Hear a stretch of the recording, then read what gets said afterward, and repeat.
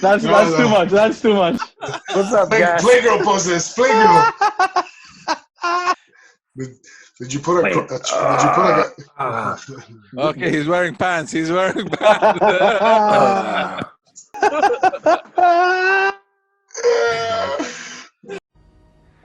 And will you, for the love of God, put on a fucking shirt?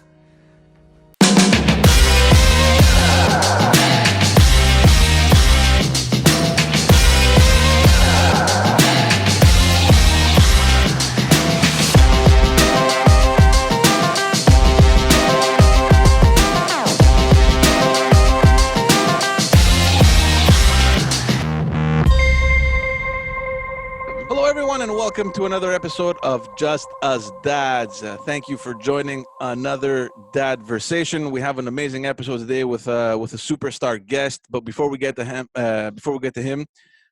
have some super cool announcements that we're going to make. First and foremost, don't know if anyone has seen the post that we put up. We are going weekly.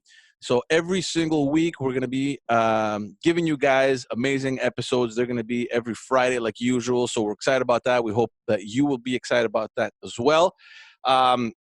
One other thing, we have gotten some messages. There seems to be some confusion between Facebook and YouTube. So we're going to make it simple for everybody. As of this video today, all our videos, our full videos, will be broadcasted only on YouTube. Every Friday morning. So we're keeping the Friday morning slot, and all the videos will be shown on YouTube. So if you want, you can go over to our YouTube page, subscribe, turn on the notifications so that you can be aware every time something goes up. For all the Facebook enthusiasts, of course, we will still continue to share content on our Facebook page. We'll be preparing some shorter clips of all our episodes that you'll be able to get on that page as well. So go on to our Facebook page, like our page, turn on the notifications as well. So we will be continuing to share awesome little content with you on that page. Now, don't forget as well that we are on a bunch of other social media and audio platforms. We're on Instagram, we're on Twitter, we're on all the other audio platforms that you get your podcast, Apple Podcasts, Google Podcasts, Spotify, SoundCloud, and everywhere else you get your podcast. So if you want more information on that, you can go on our website, justusdads.ca. All the links are there. One more thing, we are discussing with the guys to produce some merchandise. So I don't know what you guys think about that. Let us know if you'd like to wear some awesome looking Just Us Dads clothing and accessories. So we're thinking, different ideas that we can make for all of you guys. So, caps, t-shirts, mugs, whatever it is. So we're looking into that sort of thing. Let us know if you would appreciate something like that. And that's pretty much it, man, for our announcements. We have an amazing guest today. I had the privilege of having him on my other podcast. Everyone pretty much knows this guy, Nick Drossos. Tell us a little bit who you are. I don't want to do the intro by myself. Nick, just very quickly, give us a little brief spiel. Yes, George, guys, thank you for having me on the show. Excited about this, Just Us Dads. And I got my shirt off because I'm nice and comfortable. I was going to warn everyone that that's not really a shirt. It's not a skin-tight shirt that you're wearing there. That's your birthday suit right there. That's right. So overall, just to make it quick, I'm a fitness and self-defense trainer. I've been doing this for close to 20 years. I've been an entrepreneur for the last 10 years. I'm a dad. Businessman, just pretty much all of that together. So that's pretty much it. Yeah, we're super excited to have you on. We're talking about the guys, about people that we can bring on the show that can bring some amazing value to the listeners. And obviously, I've been following you for a long time. So has Chris and George as well. You do have a pretty huge YouTube channel. You have over 500,000 subscribers. You have over 100 million views. And you're a local guy, man, from here, from Montreal. We're excited to have you on because you have a situation that I think would pretty much inspire a lot of guys, first of all, and mostly dads that are listening to the show. So we're excited to have you, man. Cool, guys. Thank you so much for having me on. Nice to have you, Nick. Wait, one question before we get further, man. Are you wearing pants? Don't show us. No. Commando, baby, commando, just for you guys. Perfect. My son walks in, so careful. Tell your son you're talking with a bodybuilder. He's giving you advice on how to get fit. We were talking about before we went on. You're telling me about this whole situation, man, about the coronavirus and how the majority of the people are actually complaining, and you're actually finding it to be quite relaxing. You know what? And when it first happened, the first like couple of days when the actual when we found out about when the coronavirus came out, then they started talking about shutting everything down. The first week I was like, as if somebody had shooken my world. I'm trying to think, holy shit, people stopped training.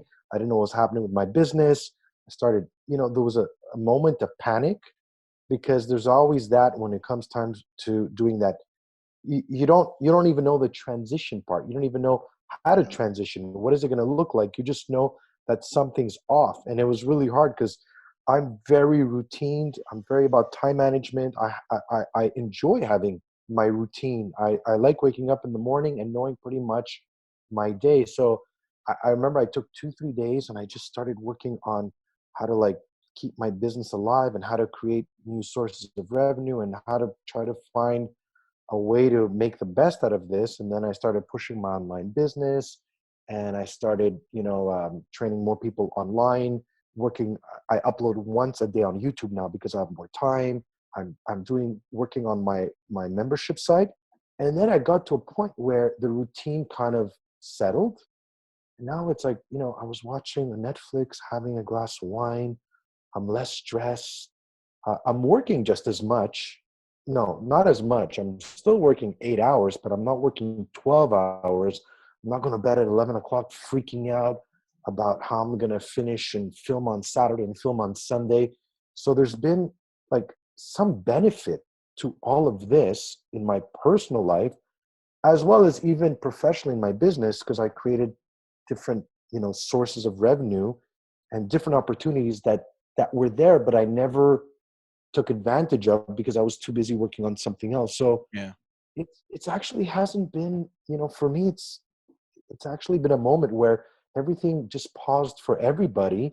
And I think it's an opportunity for all of us to just kind of look at our life and say, okay, where are we at? Are we really happy? Are we doing the right thing? Are we overworking? Are we over, so there's been something in all of this that for me, I took out where and it's kind of weird because I told my girlfriend, I go, I hope it's kind of stay like this. I hope, other than people getting sick and being able to see my son and my family, I hope life takes this type of beat where, I don't know, there's something there about it that for me there's a benefit. You mean like a slower beat? Like you think it's going to go down a step? Like a slower beat, you know what I mean? There's no traffic outside. As much as people feel disconnected, I feel we're trying to connect now more than before. yeah. Right now that they're telling us be socially distanced, everybody's talking to each other more. I called my family in Greece more often than I ever have because I'm calling to see how they're doing. I have more time to pick up the phone and call. So, I mean, even though things slow down, it also puts us in perspective because we're at home. We're at home with our loved ones, spending more time with our kids or our wife, which I'm actually not doing either of them. So you guys can so I'm being honest, right? I'm pretty much alone right now.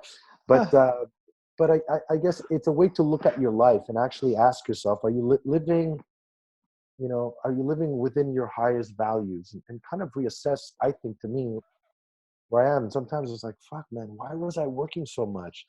Holy shit. And I'm getting anxiety thinking of going back to what it used to be because I realized, how the hell did I even do this 7 days a week? Yeah. So I think all that just, I'm in that phase where I'm starting to replan and readjust my life for when it does go back to normal. Right. you know, you're probably one of the few people that I've spoken to that actually appreciates this. You know, everybody's looking forward to get back to normalcy, you know, to get back to work, to get out of the house. Some people were just eager to just say, "I can't believe, I just can't wait for work to start again so I can leave and get back to, you know, because, you know, we're so focused on every day in our lives and at the office and at work that we think that's what's normal, right? Whereas in other people's lives, what's normal is to spend as much time as you can and want with your family. So people have like this mixed up in their minds where they're thinking, okay, normal isn't here. Normal is at my office. I got to wake up. You know, I got to get the hell out of the house.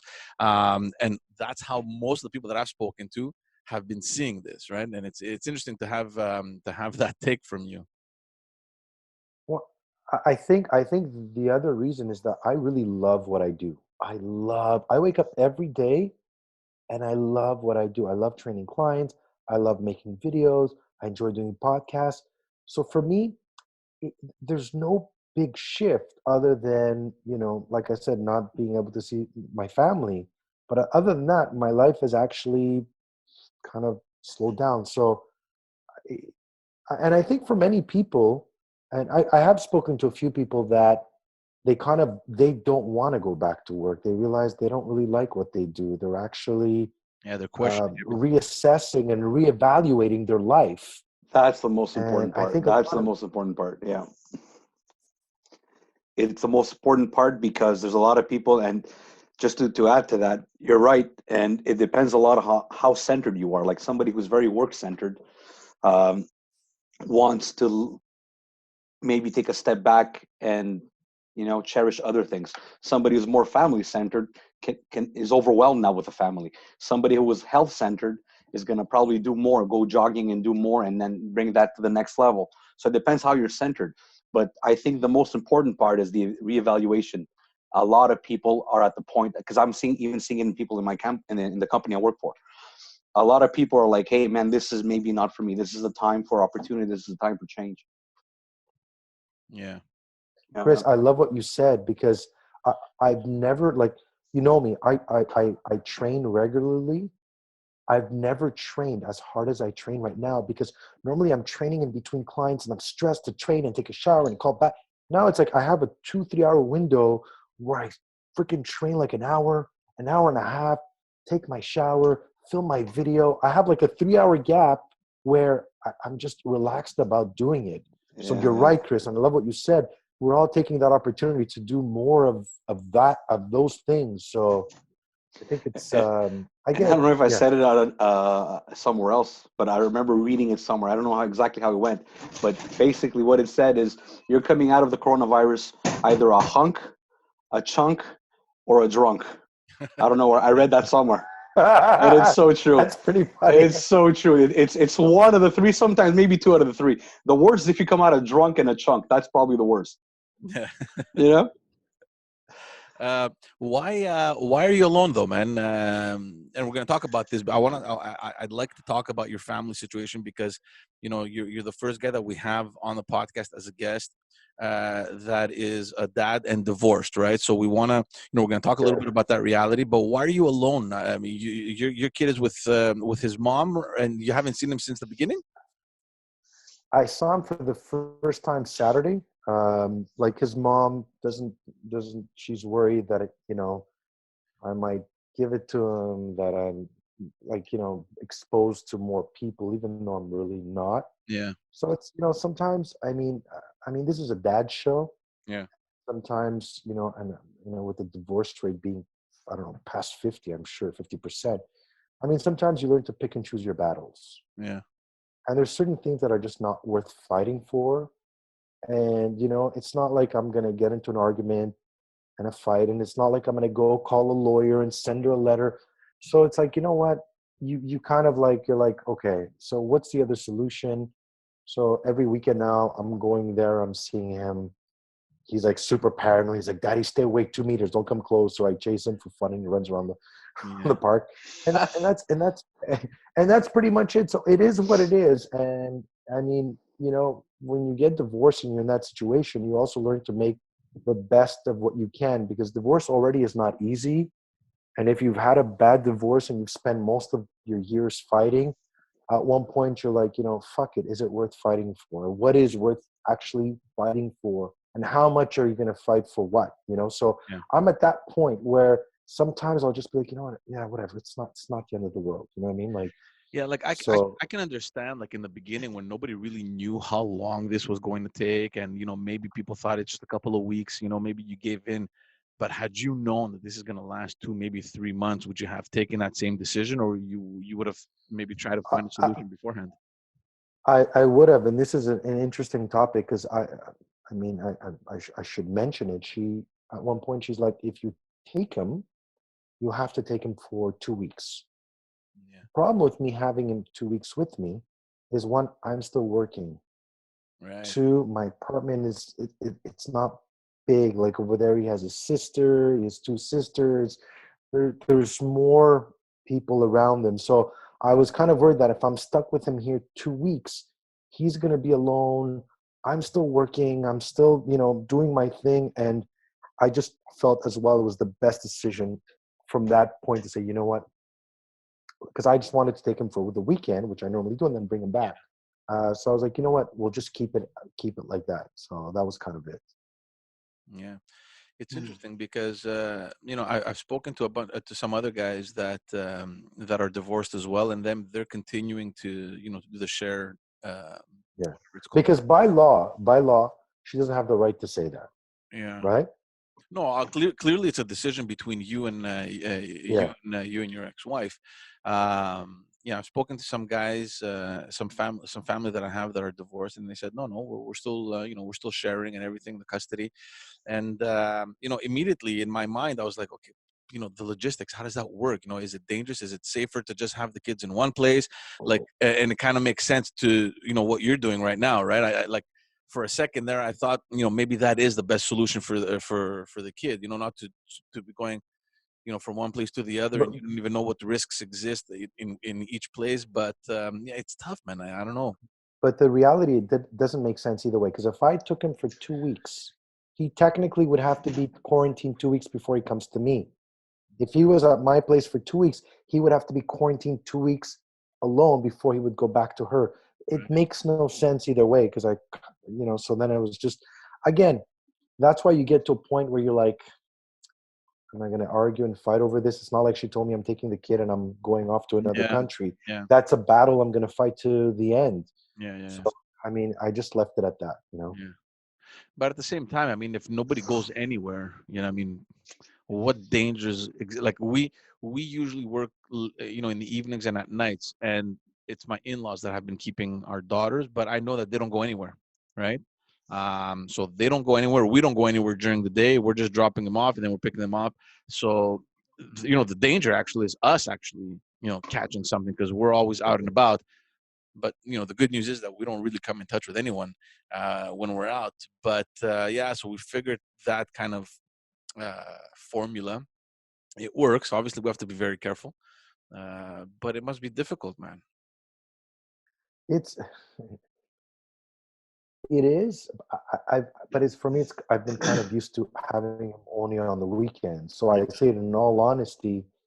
Like, I got him a phone, and because I didn't have a phone. So when this happened, I got him a phone, and he FaceTimes me every day. Yeah, Obviously, it's not the same, yeah, but it hasn't been such a big change. It's not like I have him all week anyways. So yeah, yeah. it's a couple of weekends. So now, if it lasts a year or something, that's where it's going to start getting a little bit more complicated. But right now, I think we're just taking it week by week until we see. Yeah. It's crazy how people have had to find ways to just adjust whatever this new normalcy is, right? It's crazy, and it's not only you. I mean, people from all walks of life, in all backgrounds, in all professions.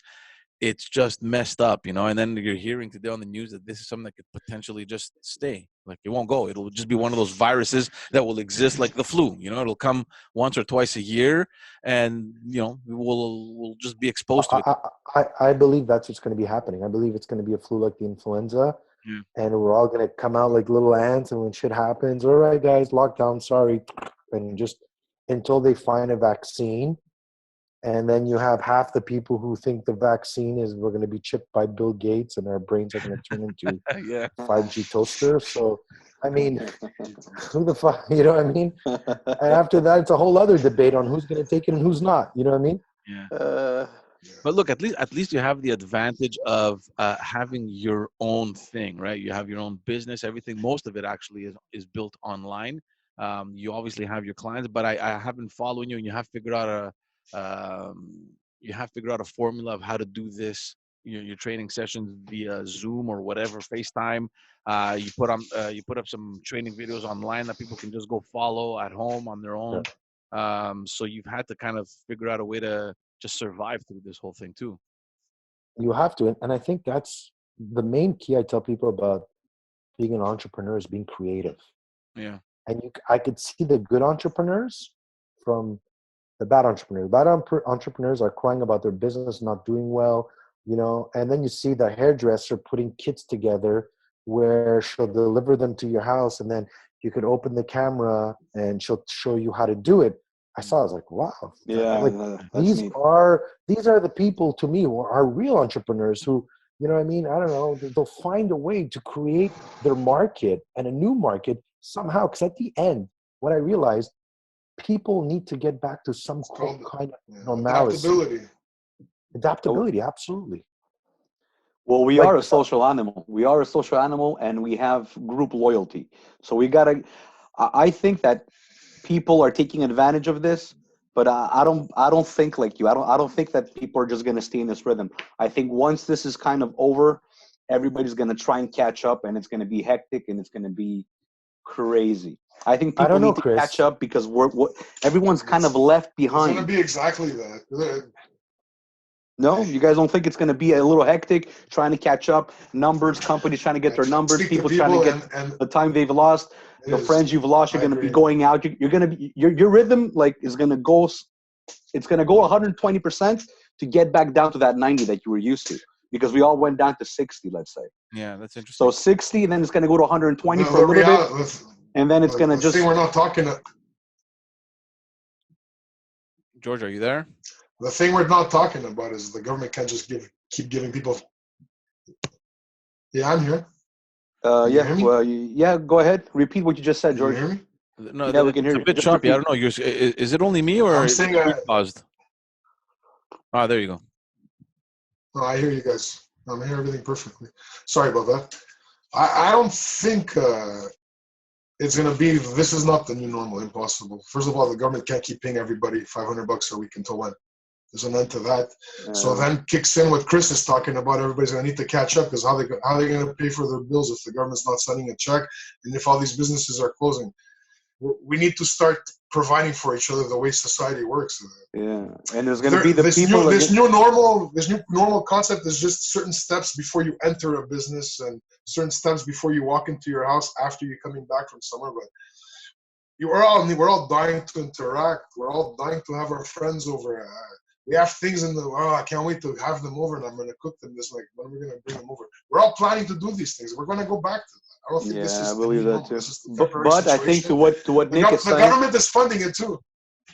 I think to what Nick is saying is that there's going to be an opportunity where you can build the good habits, or you can really try and reinvent yourself or your business to try and capture new markets. Yeah. But it also depends on it also depends on the industry, right? I mean, and of course, you can also say that in any industry you have to find a solution for you to survive, but certain industries you can't. Like I know a lot of people in the restaurant business that they're not making it, right? But like, I mean, restaurant business, man, Uber Eats, deliver, create, lower your prices, find more. Yeah. I believe if you sit and you jot down enough ideas, you're gonna find something, and it's trial and error. I think most of them have adopted that pattern, but at the same time, it's that when your volume is like nothing compared to what it was before, you're getting by, but you're also wondering how long can I keep doing this, right? But can I say something? Sorry, I personally don't think things will ever go back to normal. And what I mean by that, I think when the gates are going to open, this social distancing is going to remain. You mean forever? Like forever? You think it's going to be forever? It's in people's psychology, no? I think it's going to be in people's psychology. Look, I never shook people's hands. Chris, you know me. Every time I do this, and people were like, and I've had people give me their hands like, I worked at a hospital. I understand cross contamination, all that. Like, I mean, I lived it, so I'm like I'm not paranoid, right? But I just prefer not to. But I think that most people, like what we're living right now, is going to get to the point where, like, some of it is basic common like sense, right? I've seen people go to the washroom and walk out and not wash their hands. I just think that there is going to be people being more aware, more conscious, a little bit more space in between. I don't think people are going to sit and, hug each other and kiss each other like they used to. I think that, like, I think, Chris, you call it what, social engineering, you've called it before? Mm-hmm. I think there's going to be a small part of that's going to remain forever. You think it's forever? I think it's, yeah. Well, let's hope not. So. Let's hope not. But temporarily, for sure. Actually, Chris, sorry to cut you off. I kind of enjoy the social distancing because there's some people I'd rather they just stay away. yeah, I get it. I don't like your breath. I get it. I'm just saying. Social distancing, in terms of, I'm not going to some of that deodorant on. I'm not going to compare coronavirus to the other viruses because, like, we've been hit with that with the Spanish flu. I get it. There's when it comes to other viruses, I'm guessing that it's probably on the top part of the spectrum of importance and the way it spreads.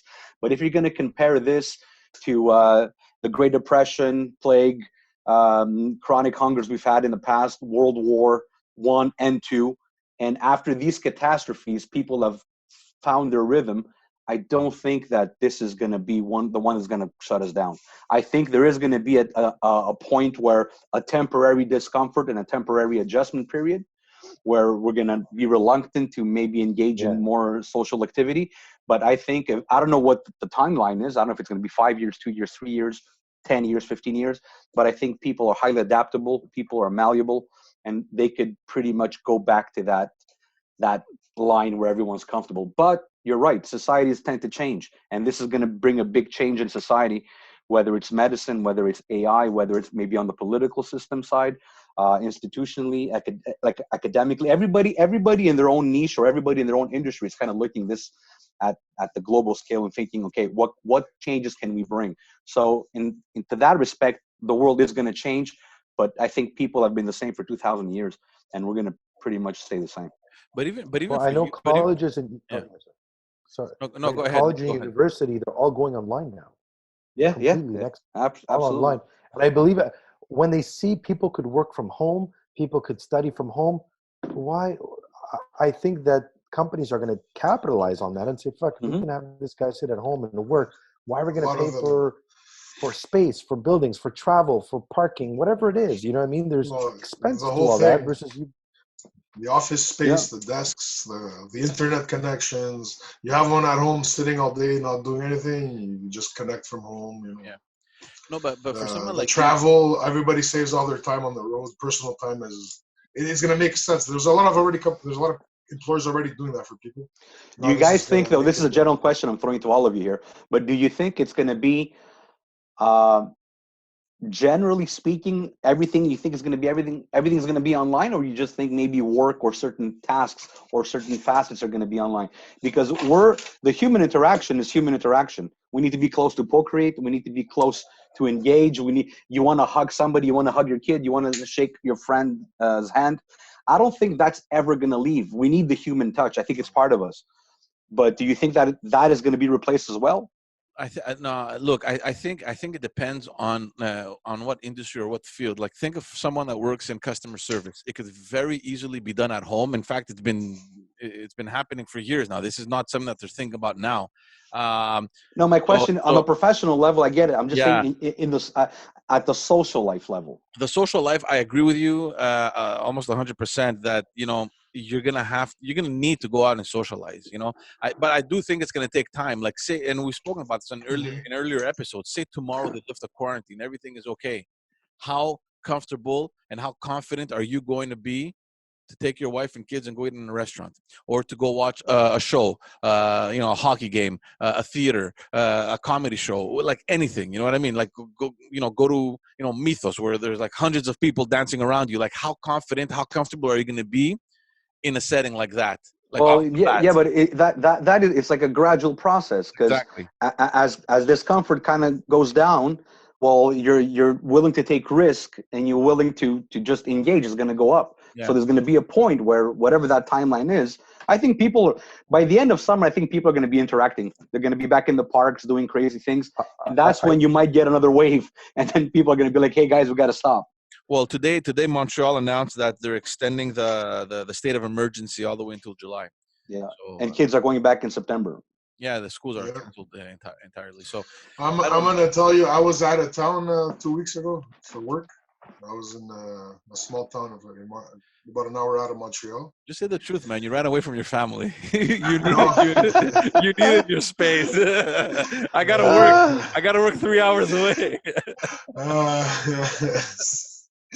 So we go and get a sandwich for lunch. Again, where everybody's doing 2 meters apart, all this protocol. Yeah. Which is, I think it's pretty clever the way they've set it up. It's working.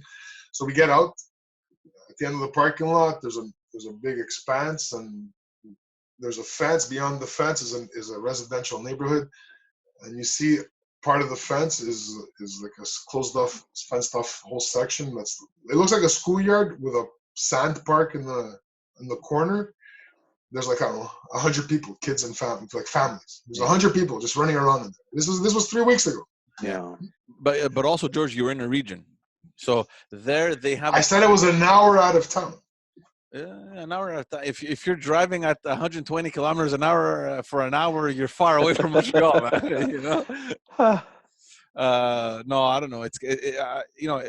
I'm interested to see how things evolve. And like you said, Chris, I mean, socially, it's definitely going to be a weird experiment. No. Professionally, like Nick said, I think people are, some people are just dying to get back to whatever normal was before, and some are actually looking forward to adapting and finding new ways of doing business. But to bring it into your line of work, Nick, look, you're obviously, you train people martial arts with boxing. You do the fitness thing. You do all that, and to some degree, there's some kind of proximity when you do that, right? Yeah, I was going to ask that. Yeah. So I just want to know your take. Like, I know you've been asked this before, but can you really teach this stuff online? Do you think you're as effective or as efficient? And do you think this might be the new way of doing it? Or does it need to be belly to belly for most of the time? You see, when I do fitness, like we train, Chris, you told me straight out it wasn't your thing. But I've had clients who actually love it because, one, the workouts are 30 minutes. They don't have to travel. It's more flexible when they want to train. So once the setup is done, like once they either do it on their TV or they have a setup, I'm like right there, right? So it's easy for me. When it comes to fitness, it's much easier because I do it at my gym. I have all the equipment, whatever equipment they have, I make the workout with them. When it comes obviously to teaching them self-defense, it's a little bit harder because I have to do drills with them. But I do train. I train 2 kids self-defense and 1 person online, all 3 online, and 1 person online in the US. But what they do, they either have a bob dummy or a punching bag, and then I teach them the strikes and the movements and stuff like that. So, I mean, for some people, what's happening right now, either way, they have to find some way to exercise or to keep the routine going, like the hairdresser or the person who sees a therapist or whatever it is. They're going to have to find a way to keep their life going in some way. And there's not much of a choice. It's going to have to be online. Now, when we're training live, I'm still like, 5 feet away from you because I'm watching you. Same thing with the screen. I'm right there. I'm customizing your workout. I'm guiding you on what to do. I'm making your workout as you do it. So there's still that personal touch. It's not like you're just watching a video.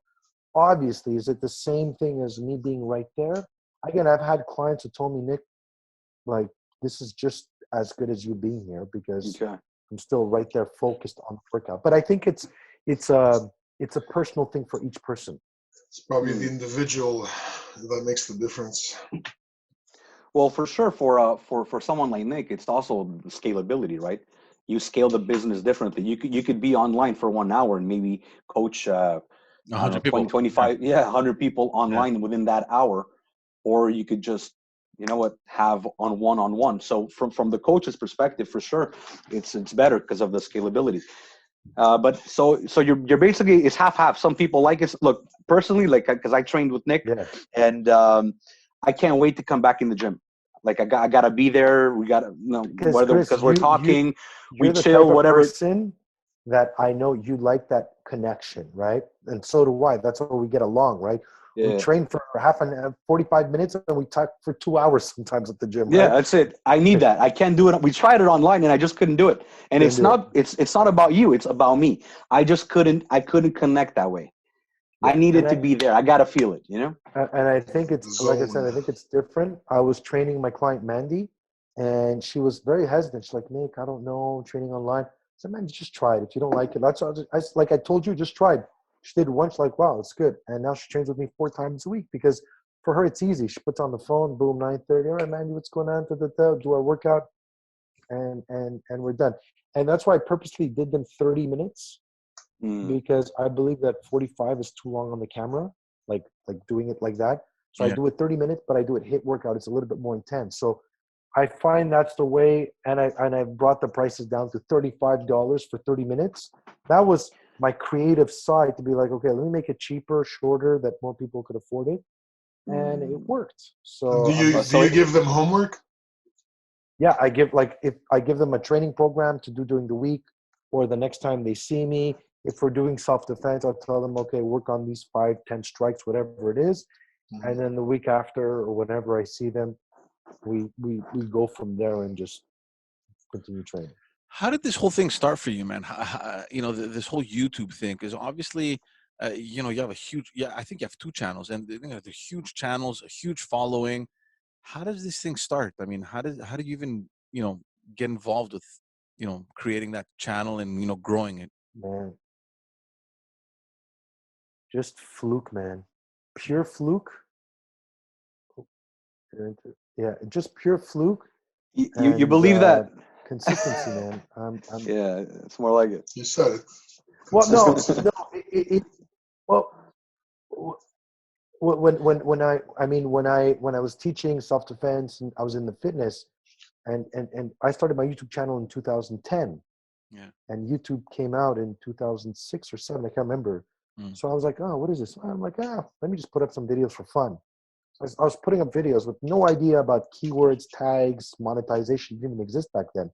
I was putting videos, and then as it started growing, I was like, oh shit. And then before I knew it, I was at 10,000 subscribers. I'm like, oh my God, I wish I could hit 50,000. 50,000 is my goal. I had 50. I'm like, and then I hit 100. How long did it take for you? How long did it take for you to hit that?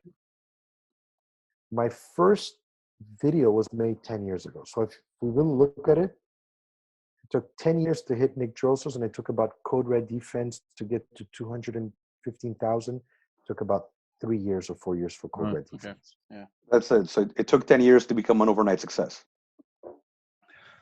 Right? Yeah, that's the reality. That's the reality, man. It's all the work. Nobody sees all the work. Yeah. So Nick, I just wanted to say that because we're talking this language, and you said fluke, and I know me and you don't believe in fluke.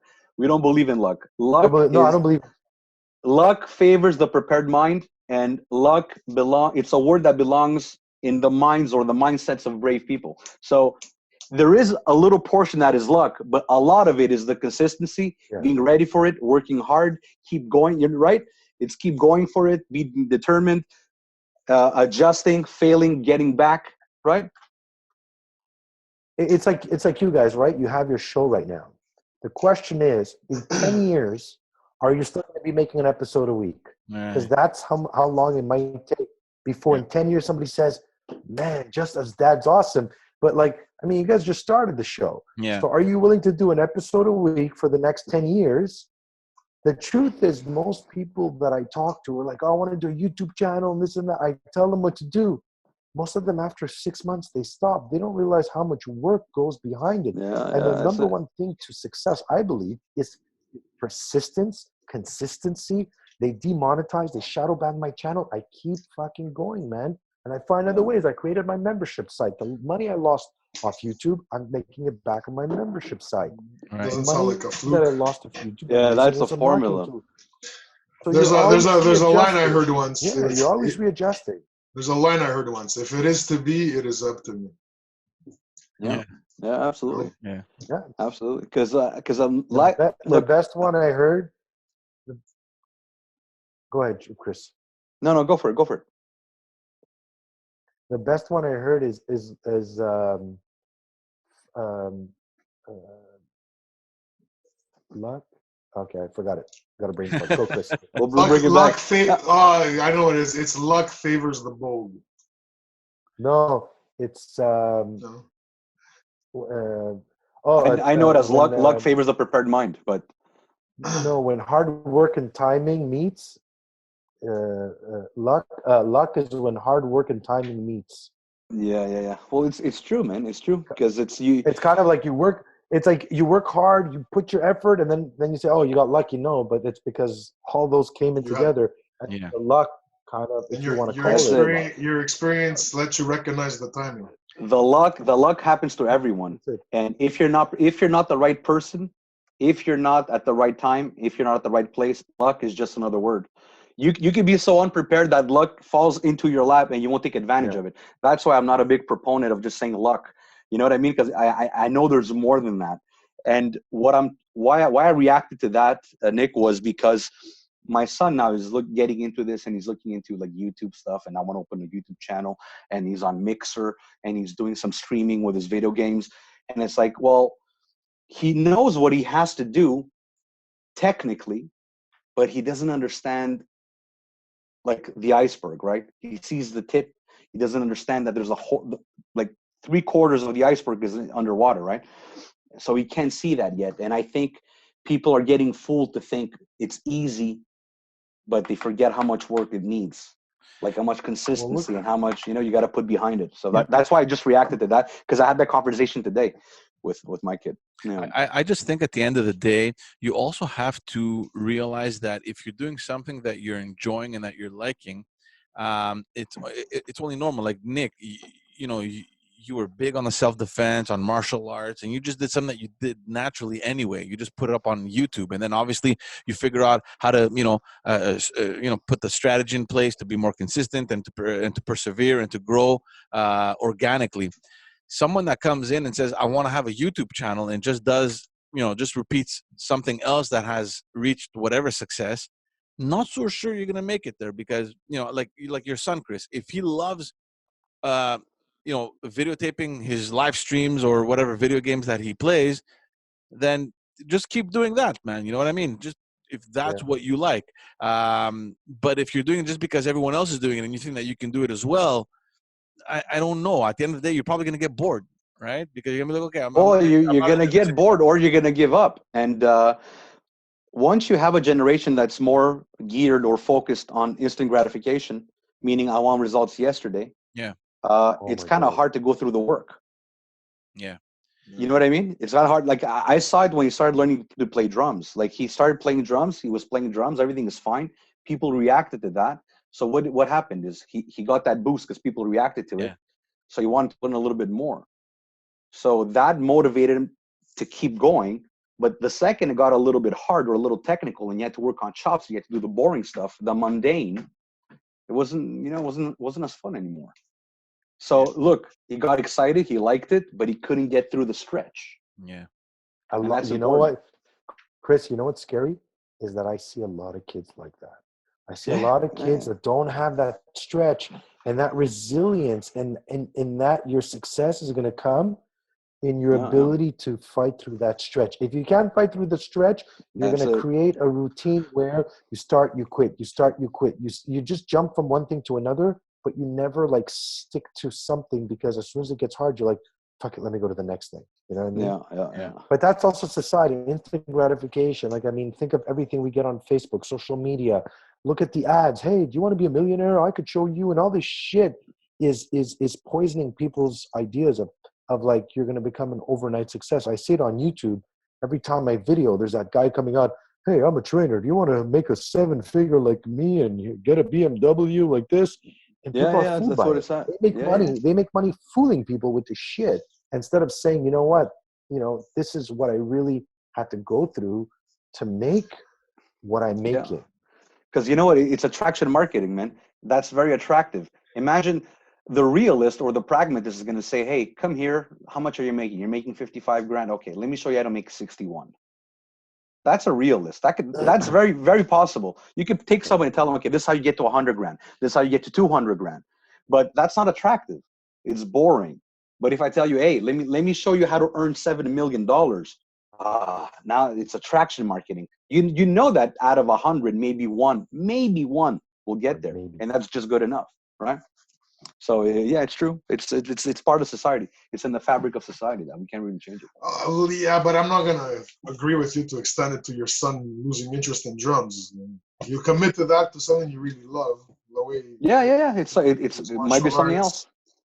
Yeah. It could be. Yeah, exactly. He's the fact that he picked up the drums and started playing at 3. The kid, he's naturally talented. He's gonna pick up something he loves, man. He's gonna stick to it. I wouldn't worry about him being lazy. No, don't worry. It's the whole generation that's like that, man.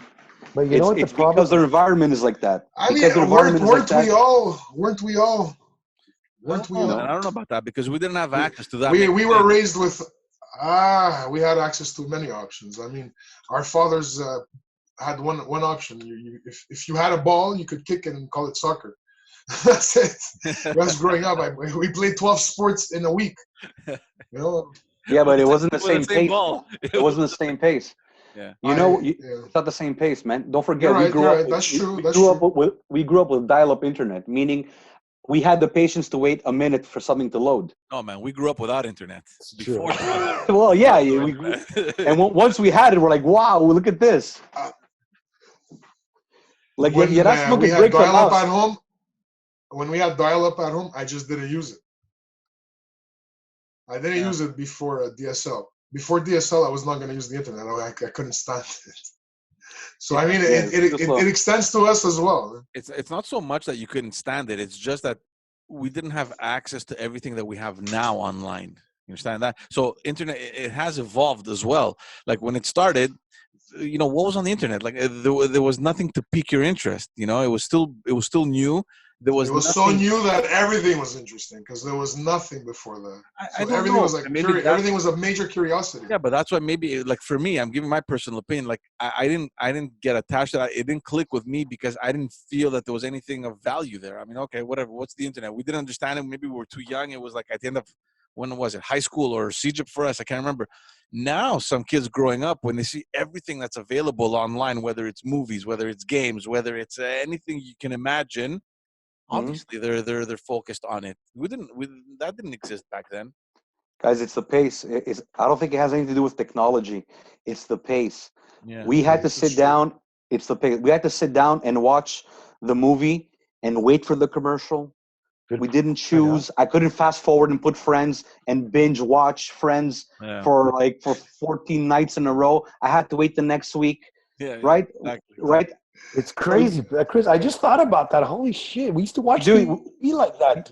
Yeah, man, we had to wait. Now now my son goes on. It's like I want it now. This is what I want. No, change it. No, go before. Go there. Fast forward. Pause it. You can even go to forget the fact that you're waiting because we still wait weekly for our new episode, right?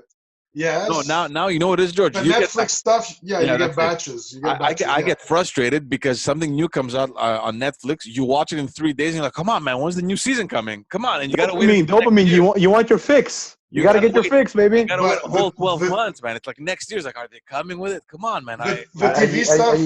The TV stuff you still have to wait weekly. Yeah, the TV stuff you gotta wait a weekly. Speaking about TV, Nick, are you doing any film, any movies, any?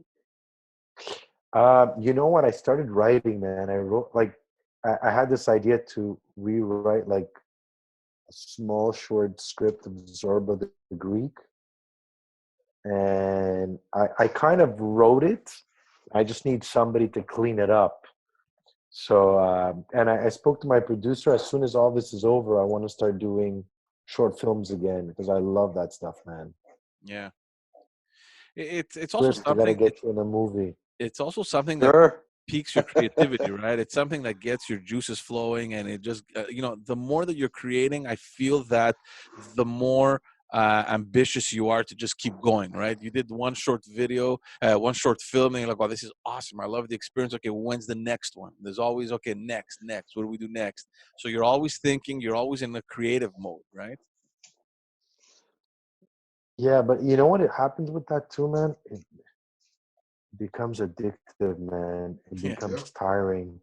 Yeah. If I tell you how many nights I don't sleep, my brain is running, Yeah, because you're and always I thinking. just like. I mean, sometimes I wish I could just fucking turn everything off, and it goes like high Yeah, like, speed, and it's like I could see the film playing in my head over and over while I sleep, and and like I mean, it's so I guess that's part of the creative mind, but I of love it. You know course. what I mean? I don't make money off this stuff, and this is what I noticed that a lot of the young kids won't do. They're like, "Am I going to get paid for it?" Come on, Yeah. like I still don't get paid for it. I'm going to pay you. Don't you want to have the opportunity to learn, to do something, to work with? Like, what the fuck's wrong with you, man? Like to But do it just for the heck of it. Yeah. that's yeah, to do it because you want to learn, because you want to be on set. You want to like I'm doing these. I'm doing a lot of collaborations with that guy Martin. You know, Yeah, yeah, the Jufrida guy. Matthew Guifrida. Yeah. Have you seen Yeah, yeah. that? Funny. It's Yeah. so funny, man. It's not like we make money off this. We film on Sundays. I enjoy doing it. For me, all this is practice because that's one of my dreams is to It's eventually really go into the acting, and all this is practice for me. Same thing with the podcasts. Yeah. Yeah. Yeah, it's yeah, like absolutely. Chris's iceberg. Yeah. It's you're putting in the bottom part of the iceberg. This is the investment part, the commitment No, part, but he's the hard work, Nick's an the artist. 10,000 hours of practice. Like For sure. Nick is known for, let's say, martial arts, right? There's still art in that in there, but he's an artist. Like he likes the movies, he likes singing, he sings well. Like you play Nice. a little bouzouki, or actually no, you got bouzouki for your son, right? Yeah. Yeah, yeah, yeah. So I like, took lessons for about 6 months, but I stopped it. But you should see me draw. If you see me draw, you're gonna freak out. oh, you draw as I post well? a couple of my drawings on yeah, I'll send you a few drawings on Instagram. People are like, "Holy shit, who drew Yeah, that?" I'm man. like, I "Me." saw that. No, no, I saw Like that it's a little actually. bit Yeah, like yeah, yeah. Yeah. Yeah, yeah, I saw it. No, you're right. It is very good. I just clicked. Yeah, you do draw well. Uh tell me something because I want to go back. but I think to me, Yeah. Yeah, no, go ahead. I lost you. Go what? Yeah, no, you said for you. No, I can't remember what I was gonna say. Man. I just want to go back I for a can't second. remember. I just want to go back for a second, like when you were creating your YouTube channel, and I don't know if your mindset was this is what I'm gonna make money out of, but at that time, what was the support around you, like your support system? Were they like, do it, this is fun, or were they like, you're wasting your time, what are you doing with this? Were you married at that time? Yeah, I was married. I was married, but George, I've never had a support system. My support system, you're looking at it. Yeah. It's right here. So I do things the way I want to do it, the way I think. Like not the way I think, but when I want to do something, people around me are irrelevant. I didn't grow up with those supportive parents, so I learned to support on my own. So I don't really give a fuck what anybody thinks when I do something. If I want to tomorrow pack my shit and go to Greece and go live in Greece, guess what? I'm gonna do it. If I want to, like, so there's no, I don't. The outside influence doesn't exist to me. I literally do what I want to do, how I want to do it, and I'm the only one who decides. Yeah. So whether people think it's good or bad, I personally don't care. Like I'll ask, like Chris, Chris, what do you think? I'll ask people for their advice when it comes to business or this or that. But in terms of what I want to do, in terms of a project, I follow my dream no matter what. If I want to literally leave everything today and fly to LA and say, you know what, I'm going to pursue my dream as an actor, you pretty much better believe I'm crazy enough to just sell everything and be like, okay, I'm out of here. Go give it Yeah. a shot. I don't really care. That's the way I am. And I'm happy because Yeah, I yeah. live free like that. I Yeah, really yeah, that's do. what I was saying. You value freedom more than security. Absolutely. Freedom is everything to me. Yeah, You yeah, don't I have get it. freedom, you don't have anything. And I've Yeah, seen yeah. people who have tons of money, but they're trapped with their money. They're so insecure about it. Their money, it's like they're not free. or people who live to make their parents happy or proud or live under other people's terms. You're a slave. You're not living free to who you, to me, that is beyond anything, is the freedom that I have to do whatever I want, and I owe nothing to anybody. I don't owe shit to nobody. And that's why I don't like taking things from anybody. I don't like to owe anything to anybody. Like this, I'm clean slate, and that's the way I live my life, and I would change it for nothing. Even if you give me $10 million, I'd be like, you know what? Keep your money. I don't want it. I'd rather live the way I live. Yeah. And that's it. But we got to become good at receiving, right? Yeah, you told me that, Chris. I've had a problem with receiving. And I remember what you told me, Chris. Because Chris, I say it openly, he's like a mentor to me. He's the first guy I go to when I have something. Because I really value what his opinion and his, like, we pretty much have the same values. And I can't remember what he told me about not receiving. I don't like receiving stuff. I don't like taking it because I've had moments where I've accepted stuff and then it's been kind of thrown back, where I've gotten to the point now where I don't take anything. I don't like, even young, I never did, but even that feeling, I don't want to feel like I owe anything to anybody, where anybody's going to be like, oh yeah, you know what, It's a man? very Greek thing. It's a very Greek thing. And that's why I don't. And that's why I explain it's like, it is a Greek thing, you're right. And it's inculcated actually in our mindset. And you know what? A very good action is giving. And everybody wants to give because that's how you be the happiest. You're the happiest when you give. When you're able to accomplish things and give, I think that's like the top pyramid of Maslow, right? The top pyramid where you self-actualize, that's from giving away. But you got to be able to receive. Why? Because you're giving somebody else a chance to give. So that's why receiving is good. You got to receive because that's where giving starts. Chris, I can't share the story because it's a little bit private, but I received something from somebody that was very big, and I said I can't. Like, I mean, I didn't, and because of you, I accepted it. Good. It was like the first time where I was like, and it was from somebody that's special, like that. But normally I don't like. It's like no, like take it. I don't. We grew up like that too. I get it, man. And you know we what? We're up like that. We all grew up like that. And the worst part is Greeks are told don't do it, but then they're the first ones to be like, yeah. It's like let's give, but let's not receive. That's why, like, I mean, I stay away from all that. You know what I mean? Especially Greeks, we have that in us. I even know within culturally, where I'm like, no, it's okay. Μη δίνεις ποτέ στα φορμή. Μη δίνεις δικαίωμα. Right? Yeah. No, but it's true. I don't know who said it, but one of the nice things, the way I heard it, I forget his name. I like giving credit to people, but I forget. But it's like always give without remembering, always receive without forgetting. And that's powerful. But you have to do both. You have to do both. So like I'm even teaching learn how to receive. Like sometimes I want to say no, and it's like no, keep the motion. Just receive and just say thank you, and that's it. Make somebody. But you know what, Chris? Give the happiness to somebody. Yeah, but you know what, Chris? A lot of people give because they expect something in return. A lot of people give what we call a contaminated gift. They give it because there's 20 strings attached to it, and that's why. And there's only a few. But most people, that's why they give. And they get upset because at one point when they don't receive what they get, then they get upset because in reality, they gave it to you because in some way, in some moment, they're going to come back for it. And this is why, like, you know, if I do receive, it would be maybe from a handful of people that I know it would be with none of those strings are attached to it, you know? Got it. Yeah. You know, it's interesting what you're saying, and it makes a lot of sense, especially to us. You know, we're a certain age where we can understand, you know, the value of everything you said. You know, you have to give, but you also have to learn to receive, because by doing that, you're allowing the other person to give. But how do you transpose that, and how do you educate your kids? Because, you know, we're all educating our kids not to always want, right? Give me this, I want this, I want this. Like, I don't know about you guys, but I don't want to walk into a store and have my daughters, for example, oh, can you get me this? Like, you don't want to have that kind of mentality. It's more about managing their expectations. Yeah, but I mean, it's a tricky thing, right? Because when you want to teach your kids that, listen, receiving isn't so bad, but you also don't want them to think that they can have everything either. But I think the difference is me asking to receive something and me giving something out of the goodwill of my heart. Exactly.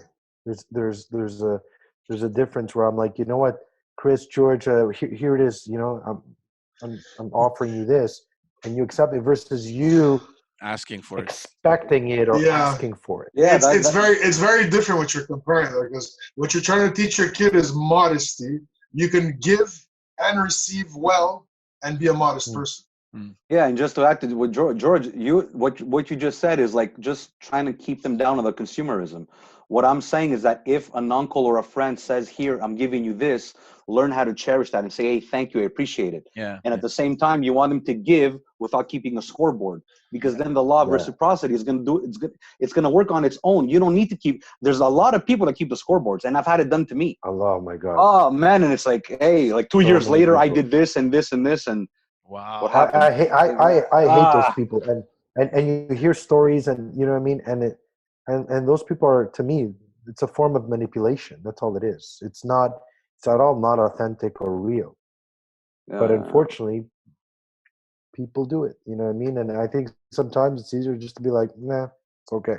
Yeah. And it's okay. sometimes giving, we're talking about giving, maybe financial, whatever. But sometimes giving your time is also, and receiving your time is of value as well, more than anything else. It's easy to give somebody money or buy them something. It's a lot harder for you to sit there and help a friend in time of need and maybe just listen to him for 3-4 hours when he's going through shit, when all he needs you is to sit there and listen to him and be there to help him, and not tell him, man, bro, Yeah. And that's why it's really important to get our kids. I'm not going to say your kids, I mean our kids, and I do it. So I'm just you got to get them to volunteer.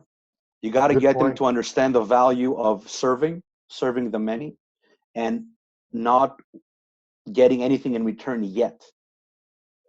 Right? Very important. Volunteering is very important. So yeah, giving your time could be a little bit more important than giving your money away. Absolutely.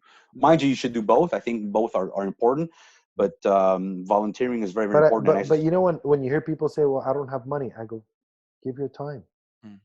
There's always a way to give back. You can give back through your time, you can give back through money, you know what I mean? There's always a way that we could. It's Nick, it's also relative. Like I remember my grandmother, big lady, big lady, and I mean big lady. She was a big lady, but she had a big heart, like the biggest heart. That's where my mom takes it. Like my grandmother, man, solid lady. So she would give, but it was so powerful when she gave because she had so little. So from the little she had, what she gave was a lot, because what she gave, meaning she deprived herself from a steak or from a burger or whatever it was. You know what I mean? That's giving. So yeah, there is monetary value there, but when she gave, man, she deprived herself from it. And for me, that's worth more than giving 100,000 when you have 15 million in the bank. Absolutely, good point. Giving $50 when you make 10 grand a year is a lot of money. Yeah, good point. You know what I mean? So there's also that, and that's what we're kind of missing, and that's where the values come in. Nick, how is your son with all this? All the YouTube, and like how has he adapted to like your reality? The fact that you're this online personality, and he pretty much grew up with you in this atmosphere, right? It's funny because people see now he's 12, right? So people watch me on videos on YouTube. It's like, oh, Daddy, a couple of kids saw the videos on YouTube. Oh yeah, he's like, oh man, that's your dad, and this and that. So like he grew up in that. I mean, I've had him in my gym run around as I train clients, and he meets my clients. Mind you, I've tried training him and it doesn't work because, I mean, I was like trying to like get him to train, and it never works actually having father training his own kids, right? Like it's never a good formula. So I put him in other places to train, and now is it because the expectations are video games, man? Is it because the expectations are wrong on both ends? No, I'm not the type to be like very hard on him or anything like that. When I tell him to train, I'm like, no, just do whatever you want. Let's do some TRX. Let's hit the bag. So I don't put any pressure because I want him to like it and enjoy it because I think that's the Can I important ask you a part. question? Yeah. Did you have some kind of a moment or traumatizing situation as a kid that made you dedicate to this aspect of life? Yeah, man. Protecting yourself, bettering yourself. If he hasn't had that same traumatizing moment, what would drive him into it? Me, person, what I went into? No, but I mean, you must have had some kind of a moment where Yeah, everything, absolutely. and Yeah. it drove you into that. Like you're Yeah. like, oh, that's it. I'm gonna protect myself. I'm gonna better myself. I'm gonna strengthen myself. I'm gonna make myself faster so I could stay out of that mess or stay out of Yeah. these issues. He's never had this traumatizing moment. No, he's lived a very nice Sheltered. life in the whole nice in the Rosemère, and little Coddle, house, coddle. Yeah. Maybe you should like mug him. And don't tell him it was you, and maybe he'll ask you for some training. Well, you know what when he's gonna get his first beating at school, he's gonna come and see me and be like, There "Dad, you go. That's it. He sadly, needs but something that motivated you. The same thing. Yeah, but Something like that. you know what the good thing is though, because like I look at myself growing up, I never once saw my dad train. You understand what I mean? Like that's not what our dads did. You know, yeah, the They fact smoked. that he has this father figure and someone that he looks up to, living this sort of lifestyle. Maybe now he's not interested, but in the back of his mind, I'm sure he understands the importance of staying healthy, training, and I think with time, just because he would want to mirror you, it's just going to naturally happen that he wants to train. Like I use my wife's example all the time. My father-in-law, he's like, I don't know, 65, 66. He's ripped. He's always trained. Like that's the lifestyle that he kind of gave to my wife. I mean, she grew up watching her dad train, and that was what normal is. So let me get into it as well. And Nick, it has to hold do with on. the example that you give to your kids as well, which I feel bad about because that's how my wife grew up, and that is definitely not how my daughters are growing up. Nick, With me. George's father-in-law looks like Stallone in Rocky IV. no way. Drip. My father-in-law is like he's the type of guy. Same height. He's the type of guy that if he doesn't train, he gets sick. Like he's that kind of guy, and he He's looks fantastic. probably guys. Strength training is the key when men are getting older. Lifting weights, strength training is the key to staying young. And I try to, like, I'm 43. I try to lead by example. I try to, it's not only about saying it, it's about doing it, because at the end, it doesn't matter what you say, it's what you do that matters. That's what people, at the end, they look at what you do. And I try to lead by example as best as I could. I try to, whatever I tell my clients, whatever I practice, I do my best to, whatever I preach, I try to practice and I try to follow it to the point that sometimes I'll even ask, like my girlfriend, like I asked her, I said, be honest, do I practice what I preach? And I'm like, just don't answer. I want you to think about it. Like, you've seen me talk to people, and do I live the way that I talk to people? And then she's like, yeah, I train, I eat well. I tell people, you want a drink, have your drink. Just, don't have 10 drinks, have 2 drinks. You know what I mean? That doesn't mean I don't go out and get drunk sometimes. I do. But that's, once in a while. But other than that, I try to really lead. I meditate. I try to surround myself with positive and good people. Try to be the best that I could be, better myself every day. And that's really what I try to inspire. And hopefully with my son as well. The problem is, how do I say it without shooting myself in the foot? And I don't know if we're going to edit this or not. Me and my wife are very different when it comes to raising my son. Yeah. We have 2 bipolar views on life. And, to me, I'm the harsh dad and this and that. And you know what I mean? And our the way we grew up was completely different. And the way we were raising my son was completely different. And one of the reasons why we're not together, because raising our son was like, he goes there and he hears something, and he comes here and he hears the complete opposite. Yeah. So he's got 2 different lives, and I could see sometimes he's confused with the way he's being raised, because he'll come from one house to another and say certain things and vice versa. And I'm not saying it's bad or it's good. From either side, it's just different. Our values are not the same. So what are So you where saying? I- So you're saying that you're more harsh. You just want to, you want to. I don't want to say teach him the hard way, but I mean, you're not like a friend. You're a dad first, No, and like your wife is more lenient, or your no, ex-wife. not I don't think necessarily. Nick is actually saying that he's harsh. He's saying that his son is being told that Nick is harsh. Well, yeah, it's happened that I'm too strict and this and that, but I mean I can't get into it too much. I don't want to get a call from a lawyer, but I'm just no, it wouldn't go that far. But you get the You idea. have different I mean, philosophies. different philosophies of life. That's it. And I'm not here to say one is better than the other. Yeah. I'm just saying it's different. So I'm more of the, hey, like, give you a great example. He wanted to open a YouTube channel. Yeah. So he goes up to me, Daddy, I want to open a YouTube channel. I go, great. He goes, but I want to buy a camera. I want to buy this. I want to buy that. I'm like, okay. I go, what do you need to open a YouTube channel? He goes, okay, this is the list I want. Okay, this is what I want. I go, make me a list of everything you need to open your YouTube channel, all the equipment. Make me a list of why this equipment is necessary and give me comparables to each one. Why do you want this camera, this mic, whatever it is? Mm-hmm. Give me a business plan showing me that you're going to be serious about how many videos you're going to post, what you're going to do. Do all that, and I'm going to buy you the equipment.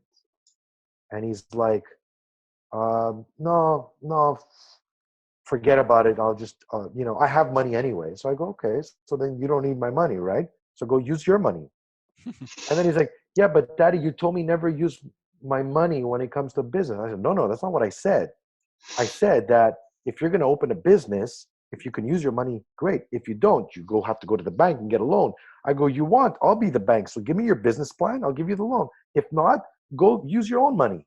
And then he was like, he kind of looked back and I felt like he just wanted me to go there, buy him all this stuff. And then he wasn't learning anything. He would have just opened the YouTube channel 2 weeks later. He would have like dropped everything. And I was like, no, like, I mean, if you're going to learn how to do something, and I've told him, if you're going to do something, you're going to have to learn how to do it right from the beginning. And it doesn't mean it might not fail. It might not go the way you are, but I need to see that you're serious about doing something before. Same thing. He took acting classes. He's a really good actor. And I took him into acting because he was very, and I'll say this to dads who are watching this, put your kids in acting class. Yeah. Every kid should start acting classes.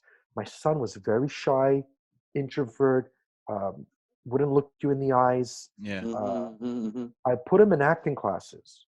He was intimidated. After 2 years, he got up and he did a monologue. Took him broke out 2 of his years of shell. acting classes. Yeah. It completely changed his mindset. It gave him confidence, better communication, better listening skills, because I took acting classes for almost 5 years as well. And then, just to go back to the story, he took acting classes. He started it the last time. After the third one, he goes up to me, okay, Daddy, I don't want to do it anymore. I want to stop. I go, no. I go, I paid for 10 classes. It cost me $350. Are you going to give me back the money or are you going to do the classes? Which one do you want? I go, I don't care if you don't like it. You started, you're going to finish it. And if you don't want to do it next time, that's fine. I'll make you do something else. But you're not quitting halfway. And that's where I'm a little bit more harsh. But to me, it's not harsh. I want to prepare him later on in life. Because later on in life, because he tells me, oh, Daddy, it's not fair. I go, no, I get used to it. Life is not fair. Get used to it. It's not fair. Yeah. And let me tell you, it's a lot more fair than I ever had it. So don't just start getting used to it. Yeah, you're teaching him that basically you're forcing him to make a sacrifice, and then he's questioning his decision because he's weighing his sacrifice versus what he wants. So he's going to learn to sacrifice when he really wants something versus just sacrificing for fun. Yeah, but what they're also learning is that as soon as something gets hard, they just quit. Yeah. That's what happens. Well, that's when dad and mom are funding, yeah. That's what we were talking about before. It's they never get to the point where they can reap, where they can get the fruit of the labor. You know what I mean? They'll never get there. They'll never put in enough work And our kids are the same age, Nick, and it's the same thing. His line is, "It's not fair." He says it's not fair, maybe 3 times a day. My And son Alex is I'm the 6 same and way. He says it all 40 the time, right? times. 40 Yeah. times. And I tell him, life is not fair. Stop saying it. I don't care. I tell him it's not fair. Get used to it. And then I tell him it's. Then I tell him I try to give it a little. I try to change a little bit, go a little more philosophical. And I tell him, look, life is unfair for everybody, which makes it fair. So take it that way. It's fair because it's unfair for everybody. So the playing field is fair. Yeah. But it's unfair. You know, Get used to it. Chris, you know what I told my son? I said, no, listen to me. I go, when you're off my payroll, knock yourself out. Do whatever you want. I go, you know what age I was off Papu's payroll? At 16. At 16, I was off Papu's payroll. Yeah. I had left school and I was working at McDonald's. Now, I'm not telling you to do that, but until you're living here and I'm supporting you, guess what? Oh, wow. I'm making the rules. Yeah. Once you get a job, knock yourself out. I got off my dad's payroll at 55, I think. He's still on it. No, you know what I'm saying. Exactly. No, it's true. It's it's a harsh lesson, but it has to be taught. But you see, It has to be taught. I don't think we were any different. Yeah. What do you mean? I don't think we were any different. Like, I mean, the only difference was that we didn't have the option of asking that. Well, guys, it varies from household to household, right? Yeah. Not everybody had the same dad. I'm just saying, if our dads said yes to everything, we just felt like trying. No. We wouldn't value anything. We were the no. Look, I was kidding about the joke at 55. My parents, our parents' generation was the no generation. Yeah. Out of 100, it was 99 no's and 1 yes. And when there was a yes, it was like, wow, oh my God, I got a yes. I got a yes. It was still a maybe. It was still a maybe. Until the moment where it was time to like say for the real yes, you're at the place, you're in line, you're waiting for your turn. It's still a maybe. That's right. Today, the way we parent is a yes mentality. So out of 100, you get 99 yeses. That no stings. That one no is a bad one. You got to negotiate. Also, in our parents' defense, things cost the same thing back then as they do now. Bikes, toys, lessons for this, lessons for that. It was the same fee, just that our salaries have quadrupled. Yeah. So that's where the yeses are coming from. But it's good that you're teaching him the finance, though, Nick, the learning the money, because kids are learning to spend it and not to earn it, not to think about it, not to respect it. And then they get 25, 30 years old and they blame the government for not making any money. So, yeah. You know what my son told me? He was up to me, Daddy, when you die, am I going to inherit your building? Hey, he's thinking already. He's already there, this guy. Someone's been talking to him. I go, what? I go, no, what are you talking about in there? I go, how do you know that word? I go, no, let me tell you something. I said, Juan, who told you I'm leaving you this building? Who told you? I go, if it's going to go to anybody, it's going to go to your aunt, my sister. Second of all, we don't talk about inheritance. You want, you go out, you work your ass off. Because let me tell you something. I don't owe you shit. I don't owe you shit. Society owes you shit. Guess what? You owe society something. And if you think you're going to come here and you're going to get a free ride, let me tell you something, Noah. You're freaking dreaming. Because you're going to get nothing. You're going to get what I'm getting. You know what you're going to get? At 16, you're going to go to McDonald's and I'm going to make you flip some burgers so you could bring your hands in the fryers and go work for minimum wage while they fucking scream at you in line. And guess what? You're going to work a part-time job for fun. Maybe. I have to freaking come back and bring money and fucking pay bills and do shit. So don't even go there. Don't even go there. So it's like I told him straight out. And for a freaking 11-year-old kid to be telling me this, it blew my brains out. These are my like kids I hear sometimes, but it's not his fault, right? Because I don't know where he gets it from. But he heard it somewhere. He creates it somewhere, whatever it is. And I got to nip that shit in the butt and be very clear that these type of ideas, conversations, it's like, nope, it's not happening. But look, just to play devil's advocate, okay, just to go back to the example about him wanting to start a YouTube channel. I get the father instinct in you trying to teach him, like, look, you're not going to get anything until you realize how serious this is, and you know, you got to get your stuff in order. But let's say hypothetically, you were like, you know what? Look, forget about all the equipment.